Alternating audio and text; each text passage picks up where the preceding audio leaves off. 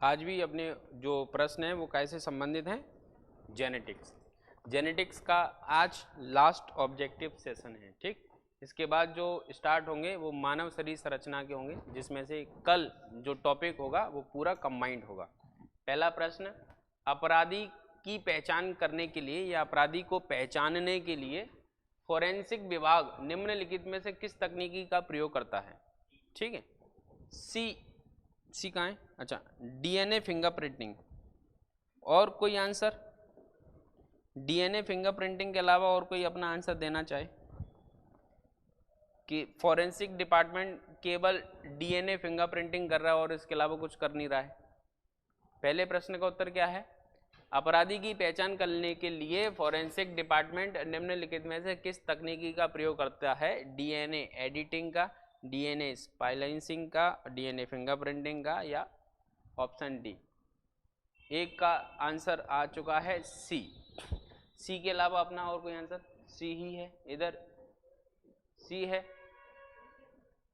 सी सबका answer C, ठीक है, सी ही होगा आंसर, क्योंकि अपन इस चीज को बहुत बार पढ़ भी चुके हैं, ठीक है।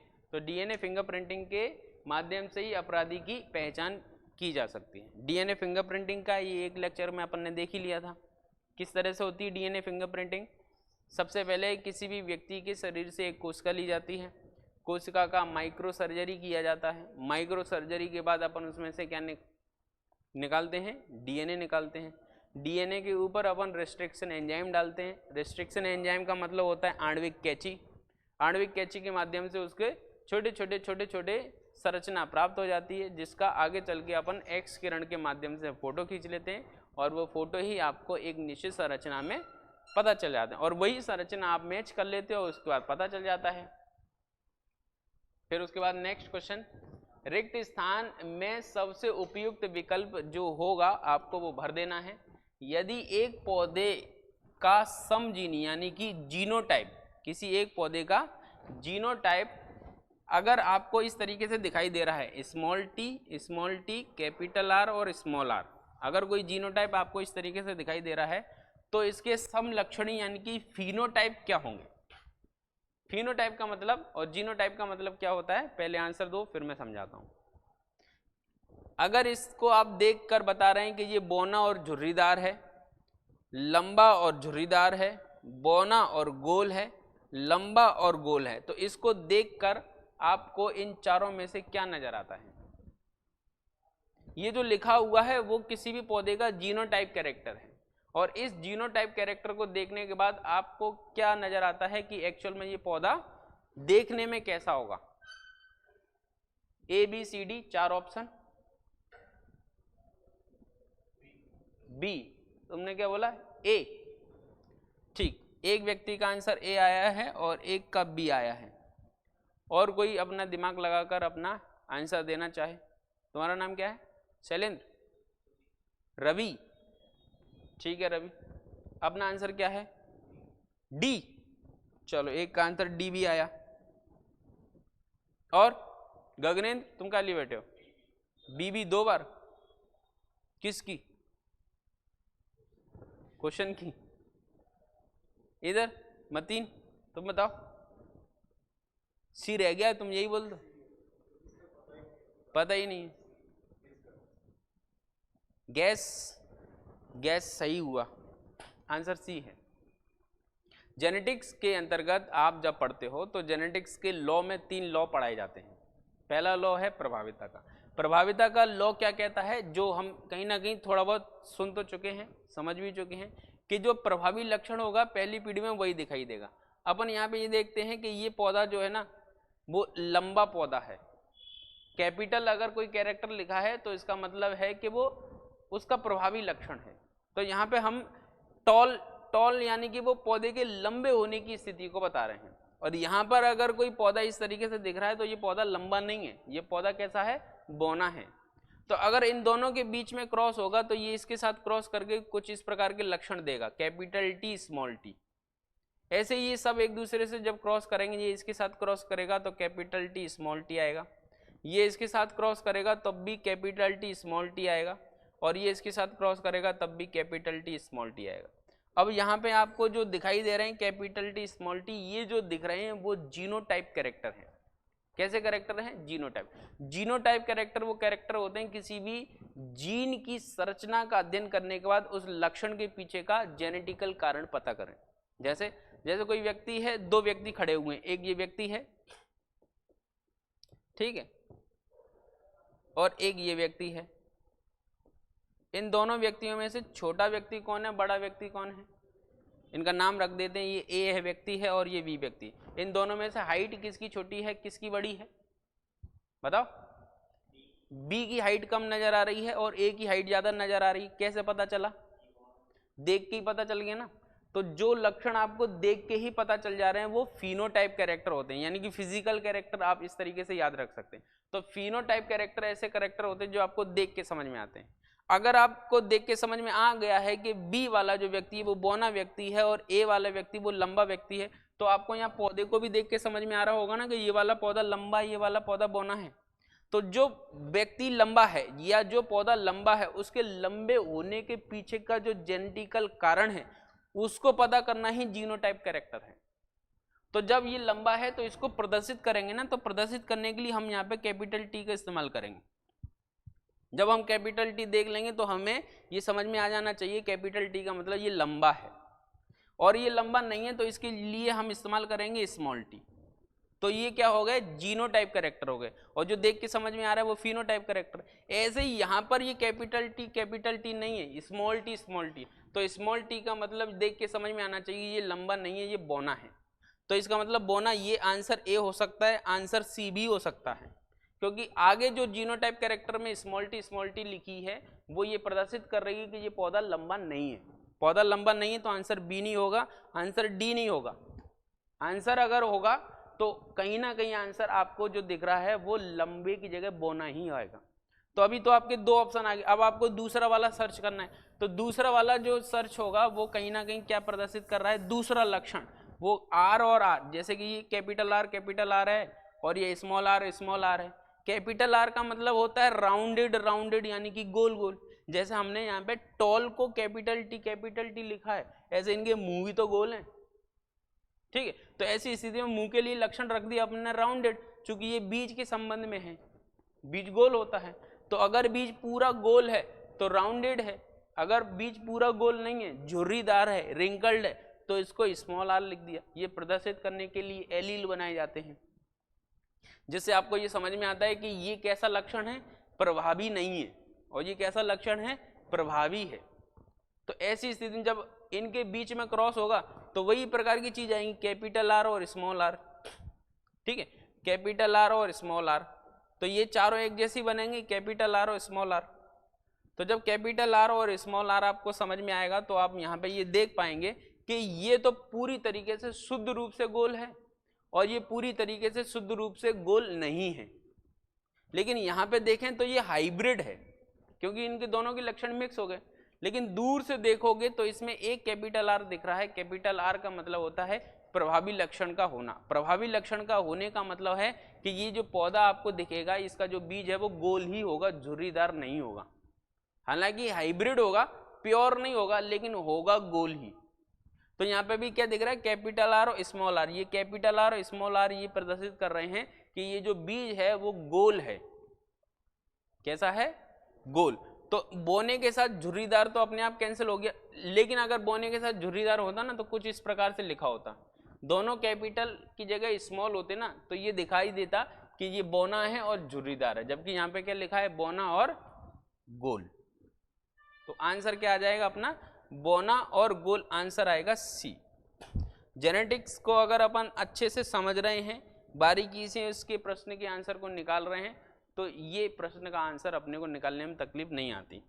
तो ये जो लक्षण आपको दिखाई दे रहा है ये लक्षण जीनोटाइप कैरेक्टर है। इस जीनोटाइप कैरेक्टर के पीछे का जो फिनोटाइप कैरेक्टर है वो ये है कि ये जो पौधा होगा उसका तना लंबा नहीं होगा, बौना होगा, और इसका जो बीज है वो प्रॉपर गोल होगा। हालांकि हाइब्रिड होगा, शुद्ध रूप से नहीं होगा। तो इसका आंसर क्या है? सी। ठीक है, इसके एक्सप्लेनेशन को देखें।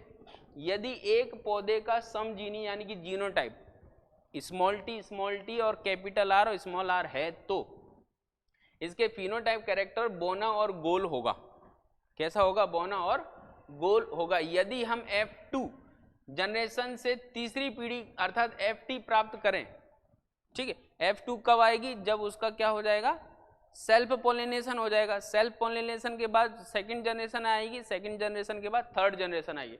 तो दिखेंगे कि शुद्ध लंबे पौधे, यानी कि इस तरीके से कैपिटल टी दिख जाएंगे, जो सदैव ही लंबे पौधे बनाएंगे, क्योंकि ये पूरी तरीके से लंबे हैं, प्योर लंबे हैं, तो आगे चल के लंबे ही बनाएंगे। जैसे मान के चलो अगर हम इस तरीके से क्रॉस करते हैं, ये लंबा पौधा है और ये भी लंबा पौधा है, दोनों लंबे पौधे में से मेल फीमेल का क्रॉस करा देंगे तो ये पौधा आपको लंबा ही मिलेगा, ये भी पौधा आपको लंबा ही मिलेगा। तो जब कैरेक्टर दोनों ही कैसे होंगे? प्रभावी होंगे, तो ऐसी स्थिति में दोनों लंबे ही पौधे प्राप्त होंगे, 100% पौधे लंबे होंगे। या इस तरीके से समझ लो कि मम्मी की हाइट भी 6 फीट है, पापा की हाइट भी 6 फीट है, तो बच्चों की हाइट कितनी होगी?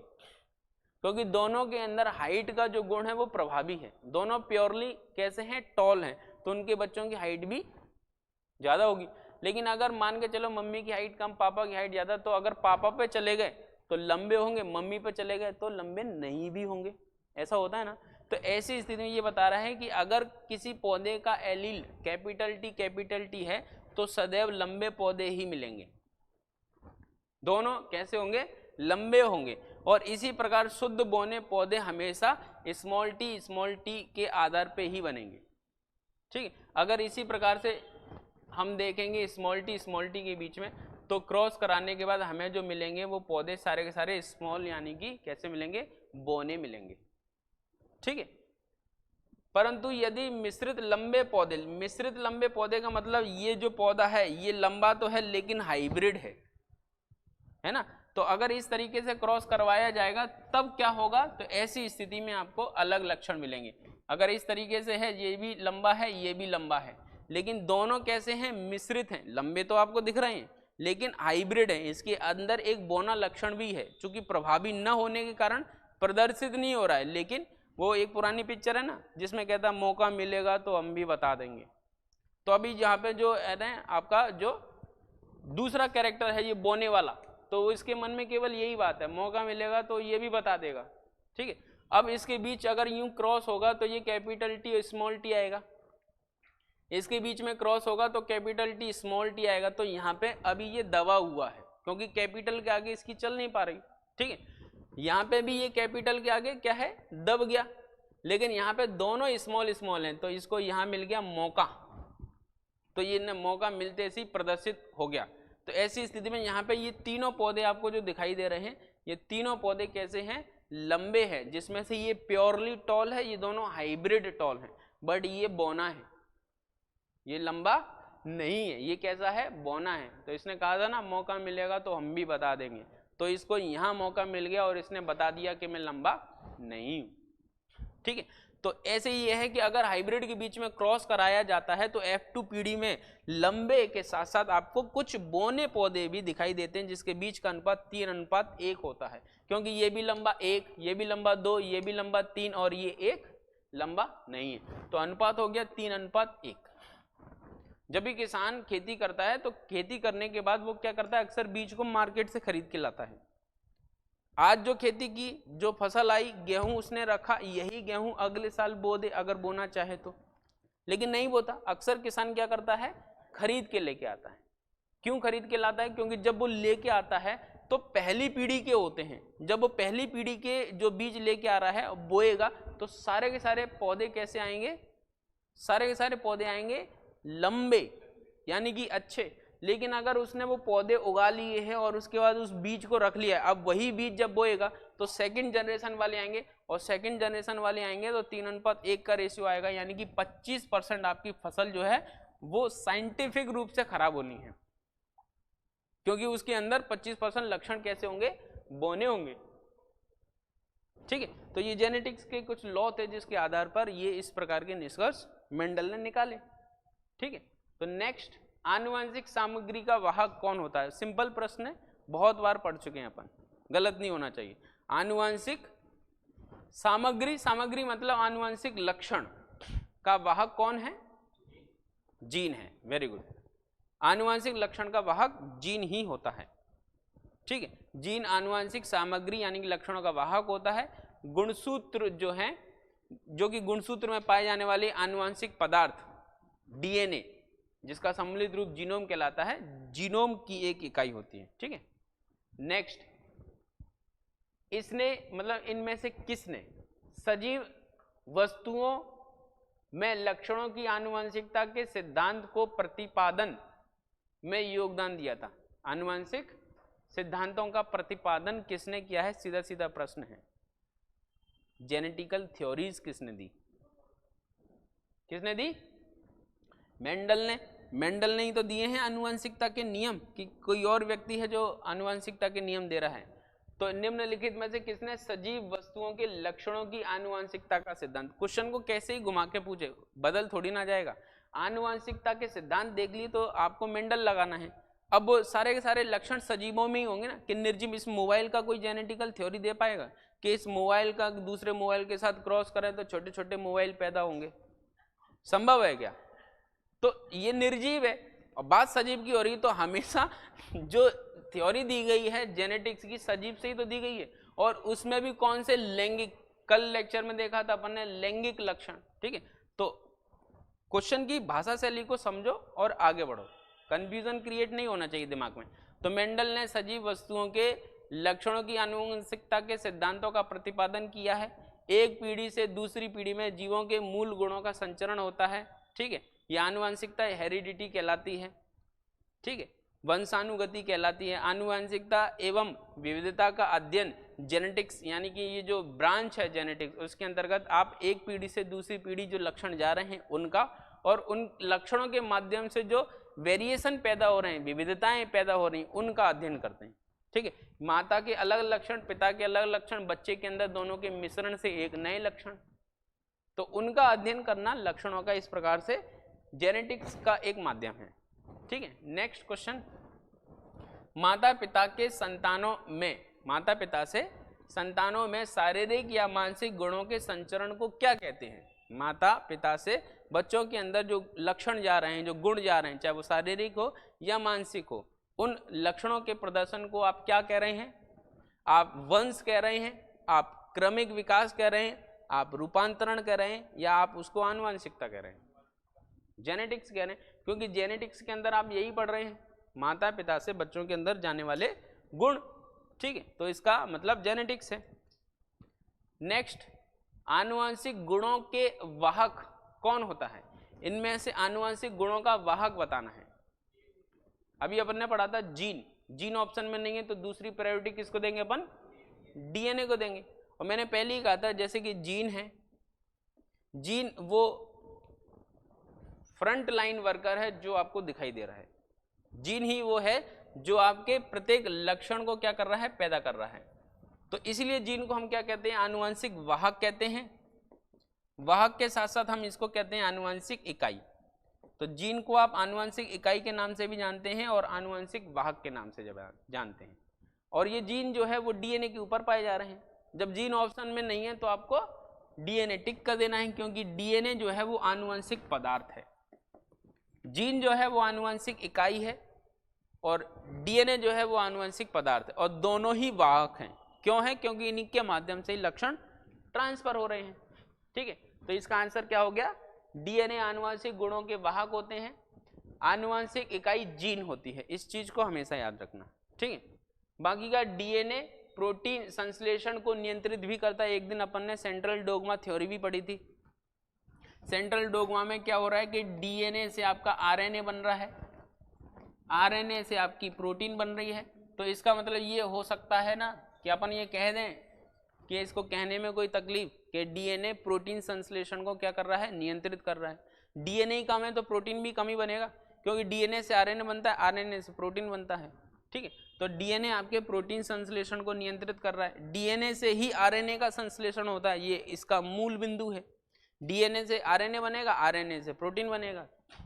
आरएनए प्रोटीन का संश्लेषण करने में सहायक, यानी कि ये सेंट्रल डोग्मा थ्योरी से जुड़े हुए 3 अलग अलग फैक्ट हैं। और सेंट्रल डोग्मा थ्योरी हमने पढ़ी ली थी एक बार। ठीक है, पुराने लेक्चर में रहेगी। इनमें से कौन सा पुरुषों में पाया जाता है? तो ये कुछ आपके गुणसूत्र हैं, इनमें से आपको छांट लेना है कि कौन सा गुणसूत्र पुरुष में होता है। महिला को इस समय नजरअंदाज कर देना है, महिला को याद रखा तो गलत हो जाएगा।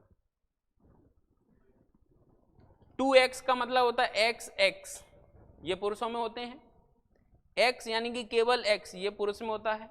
और यहाँ पे तो सीधा सीधा x लिखा ही हुआ है, XX। और ये y पुरुष में कौन सा होता है? C होता है पुरुष में। XX होते हैं गुणसूत्र, इधर XX यानी कि C। दो लोगों के आंसर आ रहे हैं। D एकदम छुपे रुस्तम टाइप, मन में भरे बैठे थे कि मेरे से पूछो मैं बता दूंगी। D, हाँ गगनेन, D। तुम्हारा नाम भूल गया यार मैं फिर से। अच्छा बताएं, बताया तो था प्रियांश। इधर अच्छा प्रियांश आंसर।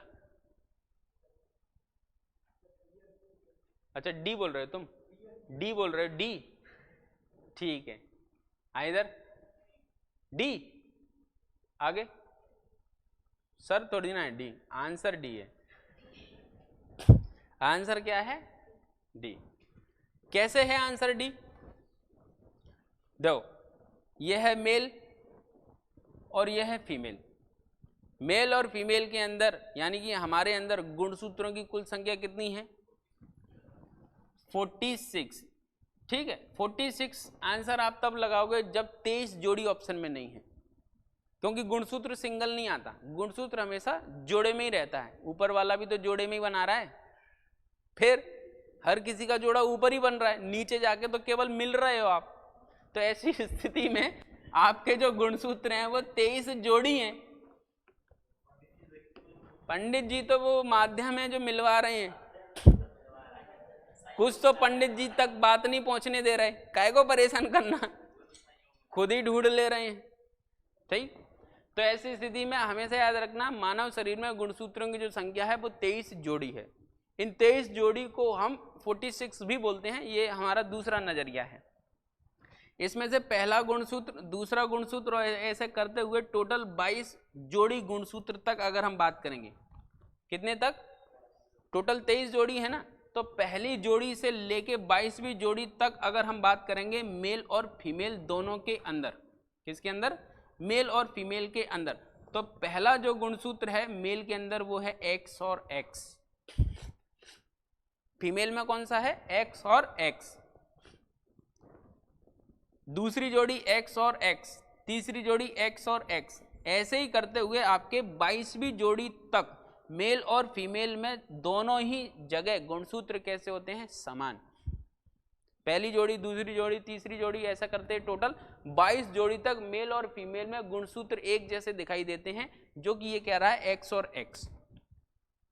ठीक है, लेकिन 23वीं जोड़ी जो गुणसूत्र होता है वो, यदि अगर 23वीं जोड़ी गुणसूत्र आप देखोगे, ठीक है, 23वीं यहाँ पे जोड़ी लिख दो, टेबल बन जाएगी। 23वीं जोड़ी जो गुणसूत्र है मेल के अंदर वो है आपका X और Y, और फीमेल के अंदर है X और X, जो ये बता रहा है 2X। तो दोनों ही आंसर गलत हो गए। क्यों? क्योंकि मेल के अंदर आपको Y दिखाई दे रहा है, इसलिए आंसर क्या है? D है। अब ये जो 23वीं जोड़ी गुणसूत्र है ये निर्धारित करता है लिंग का। यदि इन सीरीज में से ये वाली पूरी सीरीज आ जाती है और यहाँ से कोई भी सीरीज आएगी तो बच्चा जो जन्म लेगा वो लड़की होगी, है ना। और अगर ये वाली सीरीज आ जाती है तो एक Y आ जाएगा, Y के आ जाने से वो जो जन्म लेने वाला बच्चा है वो कौन सा हो जाएगा? लड़का हो जाएगा। तो एक Y गुणसूत्र पाया जाता है पुरुष के अंदर, ये लिंग का निर्धारण करता है। इसलिए 23वीं जोड़ी गुणसूत्र को हम क्या कहते हैं? लिंग गुणसूत्र, यानी कि सेक्स क्रोमोसोम। तो मेल का जो सेक्स क्रोमोसोम है वो X और Y है, फीमेल का जो सेक्स क्रोमोसोम है X और X है। ठीक है, ये जो गुणसूत्र हैं इन गुणसूत्रों से भिन्न हैं, इसलिए ये गुणसूत्र एक दूसरे के हमेशा समान होते हैं। इसको हम बोलते हैं ऑटोसोम। क्या बोलते हैं? ऑटोसोम, यानी कि सम गुणसूत्रीय। मेल और फीमेल में पहली जोड़ी से लेकर 22वीं जोड़ी तक के सारे गुणसूत्र समान होने के कारण उनको ऑटोसोम कहते हैं। और 23वीं जोड़ी गुणसूत्र जो है मेल फीमेल में अलग अलग होती है, इसलिए इस 23वीं जोड़ी को कहते हैं एलोसोम। क्या कहते हैं? 23वीं जोड़ी को एलोसोम, और 1 से लेकर 22 तक क्या कहते हैं, ऑटोसोम। तो ऑटोसोम, एलोसोम 2 प्रकार के गुणसूत्र होते हैं जिनकी कुल संख्या 46 होती है और जो 23 जोड़ी होती है। 23वीं जोड़ी एलोसोम है जो कि लिंग का निर्धारण करती, इसलिए इसको लिंग गुणसूत्र भी कह देते हैं, बाकी इसका नाम एलोसोम है। ठीक है, तो इसका आंसर क्या होगा, डी, क्योंकि डी गुणसूत्र ही पुरुष में, डी यानी कि वाई गुणसूत्र ही पुरुष में पाया जाता है, बाकी का सब में सेम ही सेम होता है। ठीक है, तो डी वायु गुणसूत्र पुरुष में पाया जाता है। मनुष्य में गुणसूत्रों की संख्या 46 होती है। प्रत्येक संतान को समजात गुणसूत्रों की प्रत्येक जोड़ी का एक गुणसूत्र और अंडाणु के द्वारा माता से दूसरा शुक्राणु अंडाणु से एक एक गुणसूत्र एक एक जोड़ी से प्राप्त होता है। जैसे ये एक्स और एक्स है, ये भी एक्स और एक्स है, ये मेल का है, ये फीमेल का है, तो ठीक है, ये इधर से प्राप्त हो गया, ये इधर से प्राप्त हो गया, ऐसे एक एक करके गुणसूत्रों की संख्या पुरुष और महिला से आधे आधे प्राप्त होने से बच्चे के अंदर पूरे हो जाते हैं। ठीक है, अगर कोई एक आध जोड़ी छूट गई तो वहीं स्टार्ट हो जाता है आपका जेनेटिकल डिसीज। ठीक है, तो जेनेटिकल डिसीज आगे देखेंगे। मेंडल ने F1 पीढ़ी के पौधों से F2 वंश कैसे प्राप्त किए थे, यानी कि F1 पीढ़ी से उसने F2 पीढ़ी के जो पौधे प्राप्त किए थे वो किस विधि के माध्यम से किए थे, वो ये जानना चाह रहा है। संकर परागण के माध्यम से, हाइब्रिड पॉलिनेशन के माध्यम से किया था। ठीक है, वनस्पति जनन यानी कि वेजिटेटिव रिप्रोडक्शन के माध्यम से किया था। स्वपरागण यानी कि सेल्फ पॉलिनेशन के माध्यम से किया। अलैंगिक जनन पद्धति यानी कि एसेक्सुअल प्रोसेस के थ्रू किया था। तो मेंडल ने F1 पीढ़ी के बाद जो F2 पीढ़ी प्राप्त हो रही है वो किस आधार पे उन्होंने प्राप्त की है, इसका आंसर आज ही के लेक्चर में मैं बता चुका हूं। डी अपना मत है, डी सही है कि गलत चेक करते हैं। डी पीछे, हाँ सबका आंसर डी। आंसर है स्वपरागण, देखो टिक भी लगा था उस पर, सेल्फ पोलिनेशन। कैसे, जैसे कोई भी अपन लक्षण लो, कैपिटल टी और स्मॉल टी, इनको हम जब क्रॉस कराते हैं तो जो जनरेशन प्राप्त होती है वो पहली जनरेशन प्राप्त होती है। जो लक्षण प्राप्त होते हैं कैपिटल टी और स्मॉल टी प्राप्त होते हैं। ये जो लक्षण है वो हाइब्रिड कैरेक्टर हैं, जो कि ये बता रहा है कि हाइब्रिड होने के साथ साथ प्रभावी लक्षण कौन सा है, लंबा, इसलिए वो लंबे दिख रहे हैं। लंबे का ये जीनोटाइप है जो दिखने में फिनोटाइप कैसा है, लंबा है। अब इनके बीच में स्वपरागण की क्रिया होती है, यानी कि ये अपने आप एक दूसरे से क्या कर लेते हैं, क्रॉस कर लेते हैं अपने आप, स्वपरागण। तो स्वपरागण की क्रिया के बाद जब ये वाला इसके साथ मिलता है तो ये वाले लक्षण आते हैं, आज अभी समझाया भी था, और ये इसके साथ करता है तो इस प्रकार से ऐसा करके 3:1 का जो रेशियो आता है उसको हम कहते हैं F2 जनरेशन। तो F2 जनरेशन जो प्राप्त हो रही है वो F1 जनरेशन में प्राप्त होने वाले पौधों के स्वपरागण यानी कि सेल्फ पोलिनेशन के बाद प्राप्त हो रही है। ठीक है, तो इसका आंसर क्या होगा, बी, स्वपरागण यानी कि सेल्फ पोलिनेशन। मेंडल ने F1 पीढ़ी से पौधे जो हैं वो F2 पीढ़ी में जो प्राप्त हो रहे हैं उसके लिए स्वपरागण की पद्धति का उपयोग किया था। अब स्वपरागण होता क्या है, पौधे देखें अपन ने, खिलते हुए देखें अपन ने, फूल खिलता हुआ, भंवरे ने खिलाया फूल, फूल को कौन ले गया, क्यों ले गया, राजकुमारी को देने के लिए, तो वो उसका पर्सनल मैटर है। लेकिन अगर ये फूल खिला तो कैसे खिला, ठीक है, जब फूल खिलता है तो फूल के अंदर दो चीजें होती हैं, मेल रिप्रोडक्टिव ऑर्गन और फीमेल रिप्रोडक्टिव ऑर्गन। मेल जो रिप्रोडक्टिव ऑर्गन होता है उसके ऊपर पाए जाते हैं परागकण यानी कि पोलन ग्रेन्स। ये पोलन ग्रेन्स अपने आप हवा के माध्यम से, वायु के माध्यम से या किसी भी प्रकार से, किसी कीड़े के माध्यम से, पानी के माध्यम से या किसी भी माध्यम से ही सही, वो अपने आप मेल रिप्रोडक्टिव ऑर्गन से ये परागकण उड़कर फीमेल रिप्रोडक्टिव ऑर्गन के ऊपर पहुंच जाते हैं, तो उसके बाद ये फूल खिलने लगता है। जब ये क्रिया अपने आप होती है तो उसको कहते हैं स्वपरागण, और इस क्रिया को करवाने के लिए किसी दूसरे का सहयोग लेना पड़ता है तो वो कहलाता है क्रॉस पॉलिनेशन यानी कि पर परागण। तो मेंडल ने मटर के पौधे का इस्तेमाल किया था इस संबंध में, इसीलिए किया था क्योंकि मेंडल को मालूम था कि मटर के पौधे में स्वपरागण की क्रिया होती, नहीं तो उसको यहाँ पे भंवरा भी छोड़ना पड़ता, क्योंकि भंवरा ही तो खिला रहा है फूल, हालांकि वो फूल को राजकुमार ले जा रहा है, राजकुमारी को दे रहा है, लेकिन अब भंवरे के पैर में चिपक गए वो परागकण, भंवरा यहाँ से उड़ के किसी दूसरे पौधे के फूल पे चला गया, तो परागकण वहां भी पहुंचे, तो उसके हिसाब से फिर वो फूल खिल रहा है। ठीक है, तो स्वपरागण का मतलब होता है अपने आप फूल के खिलने की प्रक्रिया, और जब अपने आप नहीं खिलता है तब वो फूल स्वपरागण के बाद पर परागण के माध्यम से खिलता है। तो फूल के खिलने की दो ही प्रोसेस है। अगला क्वेश्चन है महिला के गुणसूत्र स्थित होते हैं, तो महिला में कौन कौन से होते हैं, अभी समझाया मैंने, 22 प्लस XX, 22 प्लस XO, ये जो लास्ट में लिखा ना ये XX, XO, बाई और XY, ये लिखा है 23वीं जोड़ी वाला, और ये 22 लिखे हैं 22 टोटल जोड़ी, तो टोटल 23 जोड़ी है। तो ऐसी स्थिति में 22 वाला तो सब में कॉमन है, सही भी है। तो अब महिला होगी तो XX होगा, पुरुष होगा तो XY होगा, YY कहीं नहीं होता, XO हो सकता है। XO कैसे हो सकता है, यदि किसी महिला को टर्नर्स सिंड्रोम हो जाता है, कौन सा रोग हो जाता है, टर्नर सिंड्रोम एक जेनेटिकल डिसीज है, जब किसी महिला को टर्नर सिंड्रोम होता है तो महिला के लिंग गुणसूत्र में, जो कि X और X होते हैं, लिंग गुणसूत्र के अंदर मोनोसोमी पाई जाती है, मोनोसोमी के होने के कारण उसका एक X जो है वो गायब हो जाता है, तो इसलिए अपन लिख देते हैं XO।